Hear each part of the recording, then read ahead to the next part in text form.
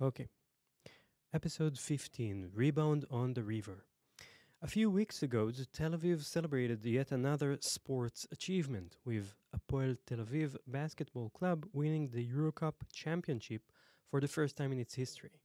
Players of the team, nicknamed the Red Devils for their red outfits and fierce attitude, defeated Gran Canaria 103 to 94 in Spain, thus securing their first trophy in decades. For Hapoel Tel Aviv, this marks their first title after many barren years. Their last championship was in 1969, and their last cup victory came in 1993. Beyond breaking the trophy drought, this victory qualifies Hapoel to the prestigious EuroLeague next season. Amazingly, the next season will see not just Hapoel Tel Aviv but also Maccabi Tel Aviv's basketball club, two teams so great they will both play against the most competitive teams in Europe and against each other. Basketball fans across Israel and in Tel Aviv specifically can't wait to see this unprecedented situation where two teams from Tel Aviv will play it out on the court in Europe's biggest basketball tournament. 50-year-old businessman Ofer Yanai, who purchased Hapoel Tel Aviv less than 2 years ago, rebuilt the basketball team with daring moves, which now can be described as successful. After making his fortune in renewable energy, Yanai approached basketball with the same business mindset, seeing challenges as potential gains. For years, Israeli basketball was dominated by the yellow team of Maccabi Tel Aviv, and it was time to break that dominance with an ever more competitive red team of Hapoel Tel Aviv. This approach created a healthy competition in Israeli basketball, elevating the entire sport. I was thinking about this remarkable achievement while passing by Osishkin Street near Hayalkon River, where fans gathered in spontaneous celebration at the site of Hapoel's old home court. 20 years have passed since the place was demolished in a controversial move, but fans still remember where the club had struggled to sustain itself. Finally, the efforts of players, of fans, of course, materialized in the form of an amazing rebound. The area by the river was awash in red, with supporters waving flags, lighting torches, and singing victory songs, while drivers passing by honked their car horns late into the night, truly celebrating sportsmanship glory. My name is Tomer Shlush, and I've been guiding tours in Tel Aviv since 2008. I started out of fascination with my family history. The Shlush family was one of the founding families of Tel Aviv. My ancestors built this city, and I'm telling its story. The best way to get to know Tel Aviv better is by purchasing one of my audio tours. Here's one way to do just that. Bachar House Hotel offers a luxurious accommodation experience in a beautifully preserved early 20th century building right in the heart of Rothschild Boulevard. This architectural gem was originally designed by Yehuda Leib Magidovich, Tel Aviv's first city engineer, in the eclectic style prevalent in 1920s Tel Aviv. Each of the hotel's 25 rooms features custom furniture crafted to match the luxurious style of the Bachar family, who called this place home more than a century ago. The hotel's prime location on 22 Rothschild Boulevard puts you steps away from popular cultural sites, restaurants, shopping areas, and the urban atmosphere of Tel Aviv. If you stay here, perhaps after indulging in a Swedish massage at the hotel's dimly illuminated spa, you'll take a 5-minute walk to the starting point of my Trail of Independence audio tour. This historical walking tour traces the origins of modern Tel Aviv as we follow in the footsteps of founding figures like David Ben-Gurion, first Prime Minister of Israel, and Meir Dizengoff, first Mayor of Tel Aviv. We'll stroll along Rothschild Boulevard, exploring the Israeli Trail of Independence and uncovering the incredible story of the first Jewish city in the world, founded in 1909, which has evolved into the heart of the startup nation and now hometown of not only one, but two EuroLeague basketball teams. Walking on the trail with my audio guidance, you'll discover the secrets behind the preserved houses, including the Hall of Independence, where the State of Israel was founded, as well as the Haganah Museum, where the Israeli Defense Forces started to take shape. You'll learn fascinating details about how Tel Aviv was born out of the sea, who served as the city's first sheriff, why the first school in Tel Aviv vanished, what life was like during the city's early years, and how the narratives of Israel and Tel Aviv intertwine at critical historical junctures. You can make sure you've downloaded my Trail of Independence audio tour before you head out, or you can download it on the go if you're set with a data package allowing for uninterrupted internet access. There's a link in the show notes to purchase my audio tour, The Trail of Independence, tracing the origins of modern Tel Aviv. If you have any questions, you'll find all the ways to contact me on telaviv.tours. Tel Aviv is one word, no space, no hyphen, and there's a link in the show notes for your digital convenience.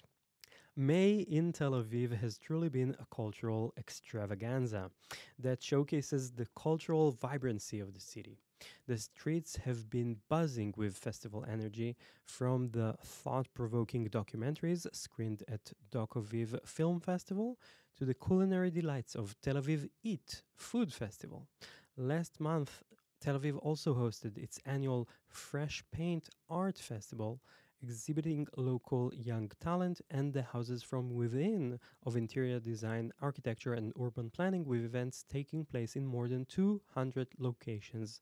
The city also joined international celebrations such as Star Wars Day on May the 4th, Victory Day on May 9th, commemorating the victory over Nazi Germany in World War II, as well as International Museum Day and the annual Jane's Walks Festival of free community-led walking tours. The warm weather is ideal for open-air events and for walking around town, so no wonder everything is squeezed into this short time slot right before summer brings in the heat. Festival season in Tel Aviv will climax on June 13th with the 2025 edition of Tel Aviv Pride. As temperatures rise and festival season comes to an end, the sea bathing season will take over. Here's a short guide to Tel Aviv's beach culture, but first, a bit of history.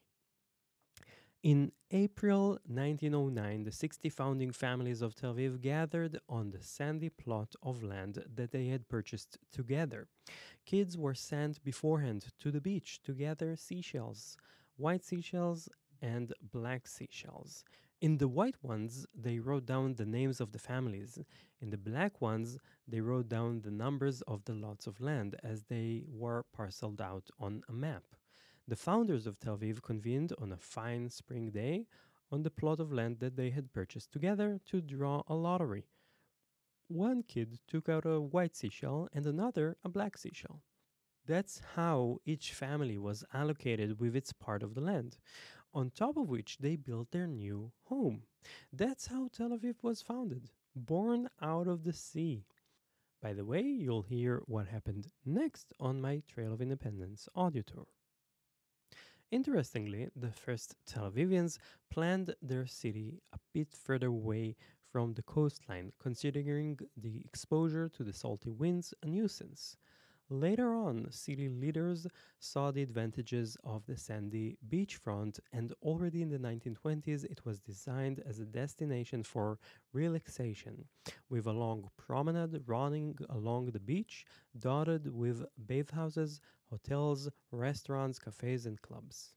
A century later, Tel Aviv not only kept that vision, but took it even further, as National Geographic magazine included the city in its list of top 10 beach cities, along with Barcelona, Rio de Janeiro, and Sydney, to name a few. Tel Aviv boasts 14 kilometers of golden sand beaches, that's almost 10 miles. With so much built up area and so little nature in this ever growing metropolis, the coastline is the city's greatest natural resource. 9 million visitors a year are estimated to come and take in the breeze, bathe in the waters of the Mediterranean, and spot birds flying overhead. And with 300 days of sunshine a year, almost every day is as good a day to hit the beach. It's a perfect setting for a family excursion, a romantic background for a couple's getaway, but at its core, Tel Aviv's coastline fits any individual just coming over to relax. Locals laughingly say that there are really just two seasons in Tel Aviv, summer and not summer, characterized by its Mediterranean climate. Summer is hot and humid. From June through September, temperatures regularly climb above 30 Celsius or 86 Fahrenheit. The heat isn't unheard of, but the humidity is what can be challenging for those not accustomed to it. I recommend planning for indoor activities during the peak heat hours from noon to 3 p.m. Spending lunchtime next to the pool or at the beach is the best course of action, so exploring the streets can be scheduled for morning hours or afternoon. If you're visiting Tel Aviv during the summer months, lightweight clothing is all you need, along with sunscreen, sunglasses, and a refillable water bottle. To fill up your bottle, water fountains can be found in all beaches of the city. But if you have to buy water in a disposable plastic bottle, you can purchase one in all kiosks operating on the beachfront for a controlled price. That's important because some vendors on the beach will offer you stuff for a steep price, so now you know that there's an alternative. All beaches of Tel Aviv are splendid, but they're not all the same. Among the 13 declared beaches, there's a beach for surfers and other sea sports enthusiasts. There's a beach for the LGBTQ plus community. There's a beach for dogs, actually more than one, and they're humans, of course. And there's also a beach for ultra-Orthodox Jews with different bathing times for men and women for religious reasons. So there's room for everyone. Gordon Beach, located at the end of Gordon Street, is one of the most popular and well equipped, with volleyball courts that attract both serious players and amateurs looking for fun. It's also right next to the Gordon Pool that locals are really crazy about. For families with children, I also recommend Metzitzim Beach in the northern part of the city. Its sheltered bay creates calmer waters that are safer for young swimmers. The Jerusalem beach is favored by locals who come here to either bathe in the waters or surf the waves. The Manta Ray beach, right beside Old Jaffa, has electronic music busting from speakers in the afternoon, so that's the one for clubbers. All official beaches have lifeguard stations. You'll notice these wooden structures on the seafront. A white flag on top of the lifeguard station means that the sea is calm and swimming is safe. A red flag means you should be more cautious than usual due to rough seas. A black flag, swimming is prohibited due to dangerous water currents. For your safety, it is best to always swim when there are lifeguard services. The city's official announcement for the commencement of sea bathing season 2025 mentions that lifeguard services during June will run from 7:15 a.m. through 5:45 p.m. 7 days a week, while July and August will see one additional hour with lifeguard services finishing at 6:45 p.m. This means you'll be able to bathe in the waters of the Mediterranean almost until sunset, roughly 8 p.m. in the beginning of July and around 7 p.m. in the last days of August. The official announcement also mentioned the city's continued commitment to the environment with another push for sustainability program to ban single-use plastics on the beach and earning the prestigious Blue Flag environmental certification. To make sure all are welcome at Tel Aviv's beaches, now all official bathing areas were adapted to offer full accessibility for people with disabilities, and designated beaches are now equipped with a navigation system for visually impaired beachgoers. Moreover, the Safe Beach Initiative launches this summer to provide lifeguards with gender equality training. Beaches are also equipped with outdoor showers and changing facilities, in which you can also find storage lockers. Some are still operated with a 5 shekel coin, but some are now electronically operated. You can also rent a sound lounger, a beach chair, and a parasol for the entire day. Paying for the beach furniture is now completely electronic, done through an automated machine or with a dedicated app called Tel Aviv Beaches. I put a link in the show notes to download the app. The price for beach furniture is controlled and service is provided by the municipality, making sure it's affordable to all. A sun lounger for 20 shekels, a beach chair for 10 shekels, and a parasol for 10 shekels also. By the way, Tel Aviv residents pay even less, enjoying a 60% discount, and Israel Defense Forces personnel are offered 10 beach furniture rentals free of charge as gratitude for their service. Beach attendants are wearing orange shirts with Tel Aviv's distinct circular logo, and they'll be the ones to help you out if you require any assistance while installing a parasol, for example. In each beach, you'll find a restaurant or a kiosk or both. You can sit down for a whole meal or grab a quick bite and cold drink, but prices tend to be high.